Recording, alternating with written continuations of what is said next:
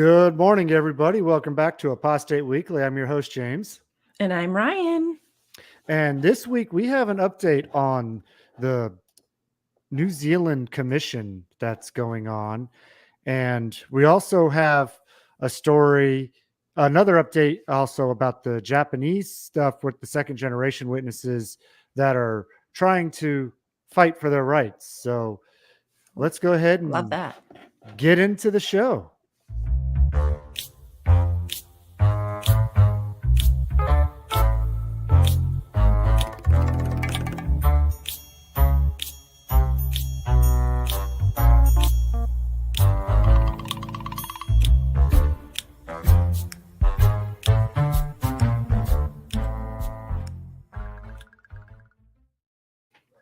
All right.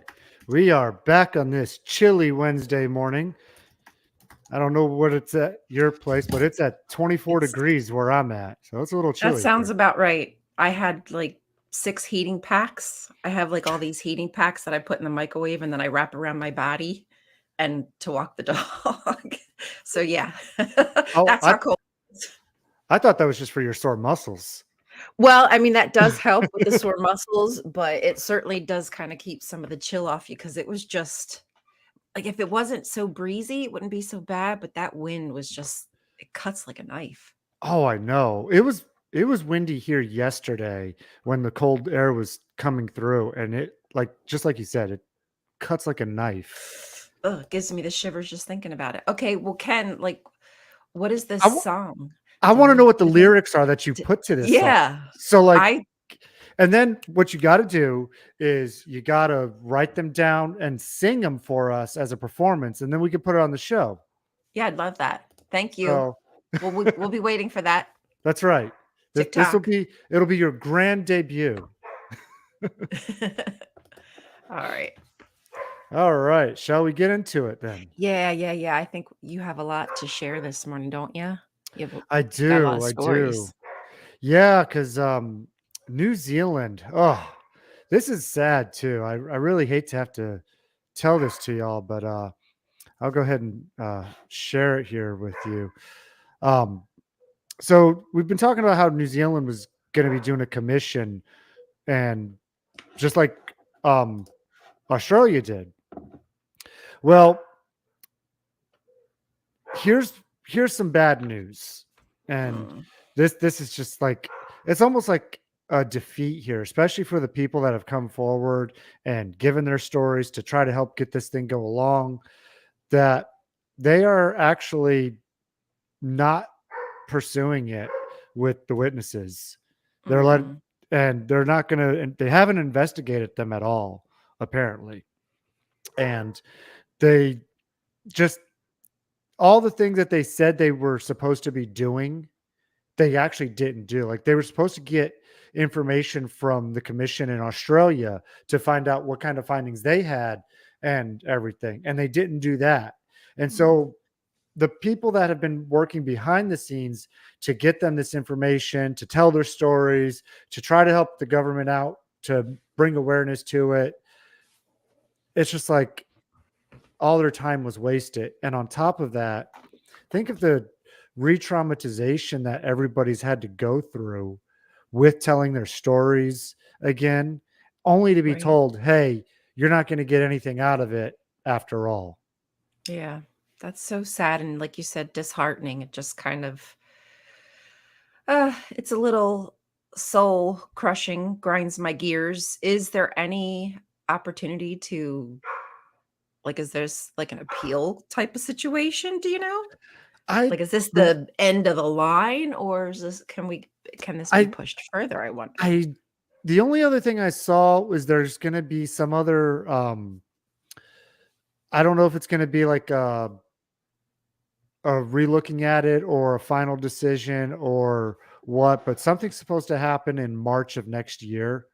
So I'm Okay. gonna still keep my eyes on this story. I'm hoping that means there's a slither of hope for this, but with this kind of blow, I'm not keeping my hopes up too high on this.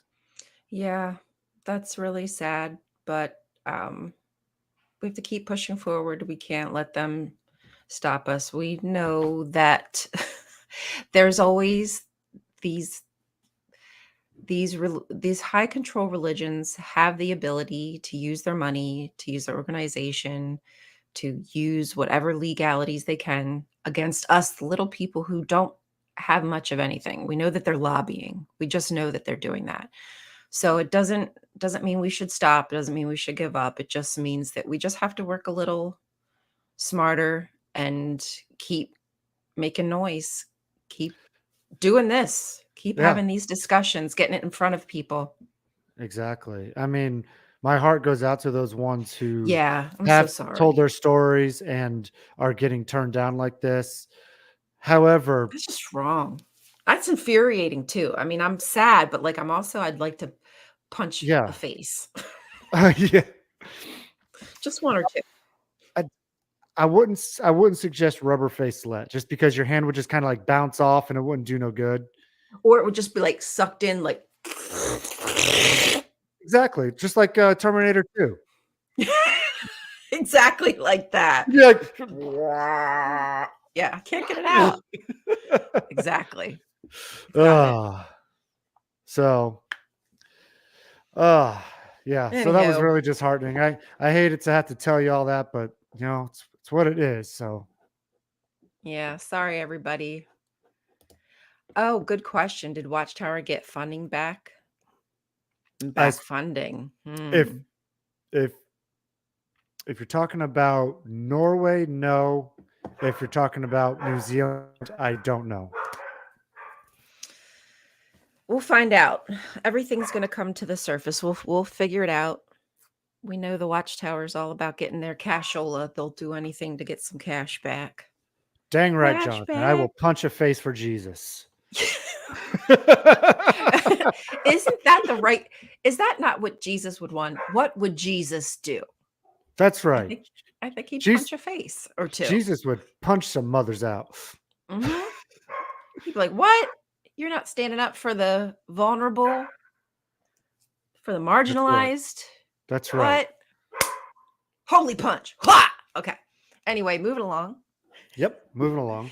Do you want me to go on to my stuff? Yes. Okay. So, y'all, remember last week how we had discussed supersessionalism? And I'm going to mute you for a second. Is that cool, James? Yeah. Okay. So last week we talked about supersessionalism. I love dogs. I just anyway. Or we could call it replacement theory, but it's, basically that the Christians are the new chosen people of God. Well, I was like, I need to know more information. I need to understand, like, how does Christian Zionism, Jewish Zionism, dispensationalism, um, premillennialism, postmillennialism, um, and Messianic Judaism. Okay, so there's a lot of moving parts, but I wanted to know how they all tied together. And this is really just not the time for me to be like some kind of teacher. I really need to make a video of my own, maybe breaking down this course, but I highly, highly recommend it. There were 3 classes, um, and he just gave evidence for everything. He made it all make sense. And I feel like it would be enlightening for you to kind of see how it ties into what we see happening today in Palestine. So let me just briefly kind of give you a small little overview of what I found out. Because I was like, well, I want to know, when did Christian Zionism start? Because there's more Christian Zionists than there are Jewish. And so it took me back, and that's how I found this course, but it took me back to somewhere around like the 1600s ish or whatever, when these dispensations were coming around. Now, these dispensations have kind of changed and are not equal for each different, let's say, sect. I'm not really sure, or let's say theological thoughts. And let me just explain what dispensationalism is pre-millennium, post, blah, blah, blah, real quick. So dispensationalism is a theological framework of interpreting the Bible, which maintains that history is divided into multiple ages or dispensations in which God acts with his chosen people. In different ways, they use a literal interpretation of the Bible. So let me show you what a dispensation would look like. I'm sure this kind of looks familiar. You've probably all seen this before, but the Bible's kind of broken down into these ages where we see the chosen people are the Jewish people. And then at some point, the church takes over and the church is more important. But to some of the dispensations, depending on how they view it, because not everyone is the same. Again, a lot of moving parts, a lot of thoughts here. Some think that the church will overcast, like the synagogues or whatever, the temple, let's say, but the temple still, like the Jewish people still have a role. Now, some kind of flip it around and think differently. And again, that's for stuff that you should probably deep dive into for yourself. This is really just not the time. Now, I want to show you the chart of the ages. This also may look familiar. This is C.T. Russell and how he broke down like his dispensations, because remember, he was like from this millennialist idea that like everything had its part and its play, and there's still even prophecies that are going to unravel that are taking place. Okay. And if you notice here where the pyramid is, the Great Pyramid, you see Israel restored. So, yes, he truly was, C.T. Russell truly was a Zionist. And from the research I've done, it looks like Rutherford really just kind of took his stuff and even took it even further and went even harder with his anti-Semitism. Wild. Y'all need to go check out Watchtower History for that. Okay, really, really quickly. So Jewish Zionism is a geopolitical nationalist movement centered on establishing and supporting a Jewish homeland in Israel. So there's a lot of motivations there. Some of it's secular. There are now religious movements intertwined with that, where Christian Zionism kind of was always this theological framework and eschatological belief where, you know, Jesus is going to come back, and whether you're pre-millennialism or post-millennialism depends on when the Jews convert. That's a lot of information, I understand. But some people believe the Jews have to be converted, then the end will come. And some people believe that the Jews are now being converted, which is why we have Messianic Judaism. Messianic Judaism is a movement that it's a newer movement, but it's based on this in-between period where Jewish people can feel comfortable converting to Christianity, but still have some of their Hebraic theological ideas. Like they're doing Shabbat, like they're doing things that Jewish people would do, but now they see Jesus as their Messiah. So again, there are a lot of moving parts. But when you look at it, you can see how they're all kind of religious ideas pushing this whole destruction and death that we see happening in Palestine. I'm going to end it there. I'm sorry. I know that was a lot. I hope that you kind of picked up what I was putting down. But I just say you should really go take a look at this stuff. It's freaking interesting. Now, what it means, I can't tell you because, again, there's a lot of moving parts. But what's going to happen? This is my question. What is going to happen when those who think Jews have to convert now to get the Messiah back? What happens when the Jews resist? Right? Because not every Jewish person is even a messianic. Like they don't even believe in Messiah. They're Jewish. They still worship Yahweh, but they don't believe there's a Messiah. Right? There's so many Jews aren't a monolith. So what happens when Jewish people won't convert? That is my fear. What will happen then? Because the Christians are the larger group of the whole.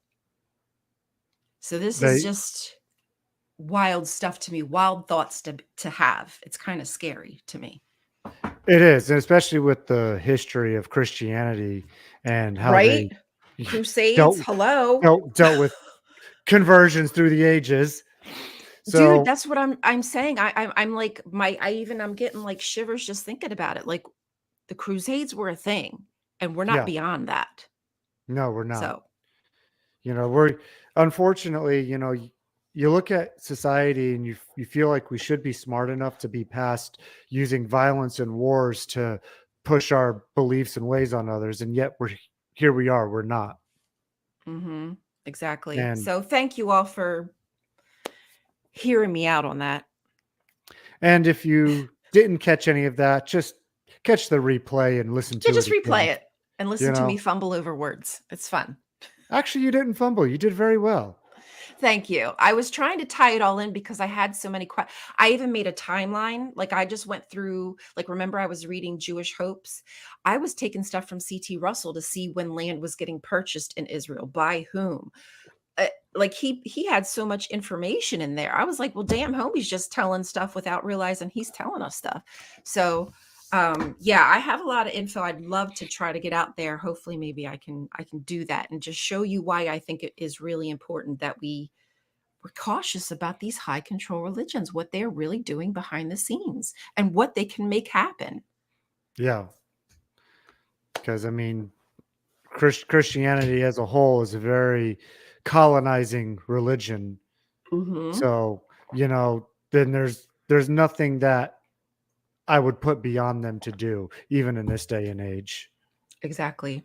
I mean, we're still colonizing the countries in Africa. It's really, really bad. I mean, there's so much that this country is doing to make money for themselves while we're going, like, they can fund wars in those countries, but we're going broke here. And they're okay with that because the upper echelon are getting rich. So Yeah. who cares about us? Well, nobody, because we don't have enough money to be cared about. Exactly. It takes I money mean, to talk money. it's all just dollars and cents. And since you don't have no sense, you don't matter. Yup. You have no sense at all. We don't think you have sense, so you don't have sense. That's right. Yes, religion is really politically motivated cattle herding and land grabbing government subsidy. Yep. Thank you. I probably could have just said that and that would have really summed up, but I hope that basically that's what I was saying. See, out of the mouth of babes, Right? Hot babes, Joe and Fran. So- Hot couple. All right. You ready to move along? Yeah, let us keep it moving. Okay. So this one is actually just it's actually short. It doesn't even require a whole lot of talking about. I mean, just other than what it is. But Cambridge is actually doing a study on shunning from the Jehovah's Witness community. And the title of the article is Shunning from the Jehovah's Witness Community. Is it legal? So they're looking to see if it's a legal thing to do. And the link for this article will be in the description below. It's it's a long article to read. But basically they start off by defining abuses and physical, sexual, violent, and threatening, controlling, or coercive, economic, psychological, emotional, or other abuse.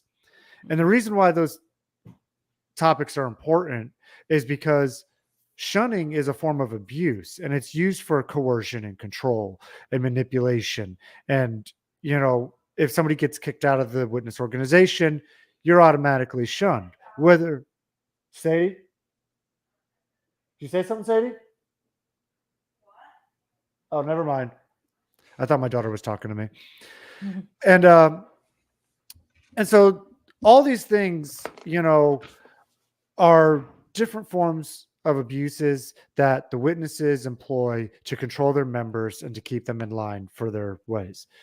And so I think this is huge. If this can get into the court systems or, in front of judges and they say, yes, it is illegal to shun, I would love to see the implications of that. And I mean, it all starts with, studies like this to get the ball rolling on it. And it wouldn't have just impact for witnesses. It would have impact for other cults as well that use shunning as the same kind of tactics as the witnesses. So I hope this, just snowballs and blows up and goes somewhere. But in any case, take some time, check out the article. I think it's very good, and very, very hopeful for the future on that. Yeah, me as well. And again, like we said before, I think being hopeful is the best position to take, to try to be optimistic about it. And again, just educating people is our best witness about, So, this. so here's how I did it for you. See, I gave you some bad news, and then I gave you some good news. See, Oh, okay. Yeah, made I you feel see what you're bad, then I made doing. you feel good. See. Good job. I like that. That's very smart to use, a little psychological trick there to make us feel better. Yes, I'm using Now you have more psychological bad news. No, I'm just manipulation. we learned well from the source, did we not? That's right. We really did. Yeah. So anywho, Anywho, yeah, so someone made the point that high control that we will survive and millions will die mentally allows for the massive lack of compassion by all Zionists toward Palestinian people. Yeah, that's just how they see it. And that's just why they're like, well, if we just kill all the Palestinians, then we can live in peace. Is just how they see it. yes. Like, where's the empathy? Where's the compassion? This is just this is really just modern day crusades, just in under a different banner. Right? Ethnic cleansing. Well, join me, Steve, and pop one open. But see, for me, it's my evening time. I worked all night, so that's why I drink one in the morning. Yeah, I think there's a possibility there would be a mass exodus. People would feel a little more comfortable just fading away. Oh, absolutely. Well, like this whole thing with them eliminating the time reporting, there's going to Mm, be a pseudo increase of numbers because people are just going to have to check a box, mhm. you know? Yep, so And people will be they're, like, "Yeah, sure. If this will get you off my back." yeah, I went out. exactly. I spoke And about then, Jehovah. and then, the government, oh, we're seeing such growth, now that we don't have to report hours, blah, blah, blah, blah, blah. Not really. You're just seeing people lie more.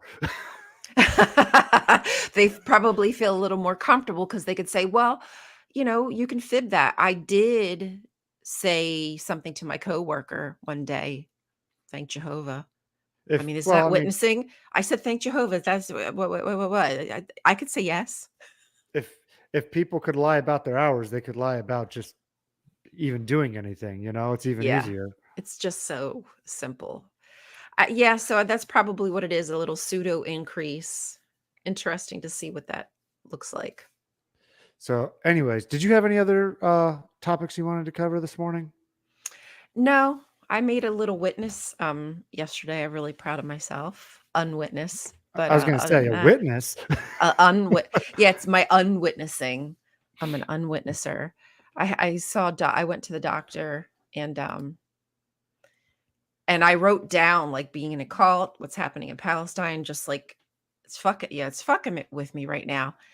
And she was like, "Well, tell me about it." And that's like the first time that I've had a doctor actually take interest in my history, into what has driven me to be the person who I am today.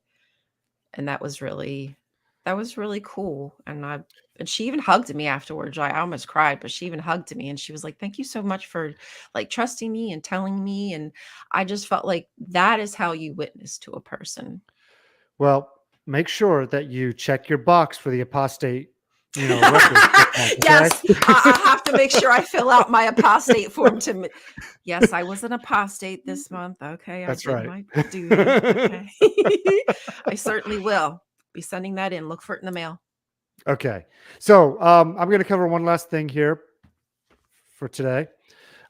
So going back to Japan, these second generation witnesses that have been coming forward in recent times, um, there there was a press conference that was held by them, and these are all kids that were raised by parents who were Jehovah's Witnesses, and so their complaints are basically that the witnesses display sexually explicit materials and verbally communicate sexually explicit materials at meetings and other events in the name of education, which constitutes sexual abuse of children.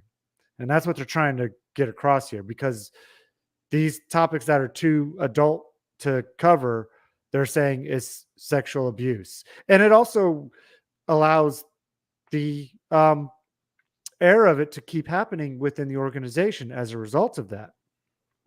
And so, because of that, they've been forced to talk about their own sexual experiences in front of the elders. And, they've, you know, get punished for things that they confess or talk about even sometimes. And so, one of the biggest takeaways from this press conference here that they had was that the Jehovah's Witnesses do contain incorrect information when it comes to this subject, because they publish information about it that, might talk about it. They might say we abhor such acts, but just publishing things doesn't stop these things from happening. Mm-hmm. So, and I think that's a great point to take away. Just because they say we abhor sexual abuse, we abhor this or abhor that, their policies and how they handle it tell a completely different story. Exactly.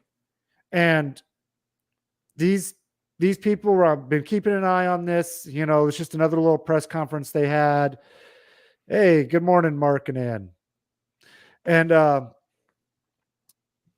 they keep trying to push that there's this clean organization and they don't have this problem, but it's huge and it's rampant and more people are coming forward. And so hopefully the more these stories come out, the more awareness is brought. And we could see that really is happening, especially in the last several years. All the stories that have been coming out and the awareness that's been brought up, it's just so incredible to see. So my hat's Yes. off to these brave Yes. people. It is so brave to speak. Like, nobody feels comfortable talking about that, and to on a public forum. I Yeah. mean, not to mention you had to talk about it behind closed doors with a bunch of weirdo dudes who thought it was their right to ask you personal questions about your body, and then to have to do like to repeat it And the like, oh, and the detail they go into is just ridiculous. Because, like, I remember a judicial committee I was on, they asked me all sorts of questions that are just such an invasion of your privacy. And they make you feel so dirty and so shameful, that it's like they're trying to get a confession out of you of more than what you actually did. yeah. And even if you did nothing, just the fact that you have to answer those questions makes you feel, like you said, guilty and dirty, as if you've done something. You must have done something. It's all your fault. And you might be the person who was harmed or was wronged, but Yeah. you still feel as though you're culpable somehow for something you're absolutely not. It's Yes. disgusting. That's a good point, Gene. Yes, they are normalizing that strangers talk about sex to our children. And Ugh. that is very much a grooming tactic, very much. Yes.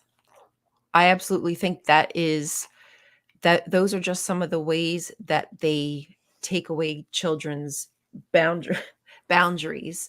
They Yeah, don't know when, like, okay, they might know they're not supposed to have sex, but everything in between, they might not understand what's happening to them. Like, the yeah, miseducation is what puts these children in harm. It's that the miseducation is the grooming, right? It's yes, intentional to exactly, make you just not aware of what's happening. exactly. Because, if you train people in the ways that you want them to think, you know, and not give them all the information, the accurate information, that's definitely grooming. And that's definitely what the Jehovah's Witnesses do, as well Yep. as many other cults.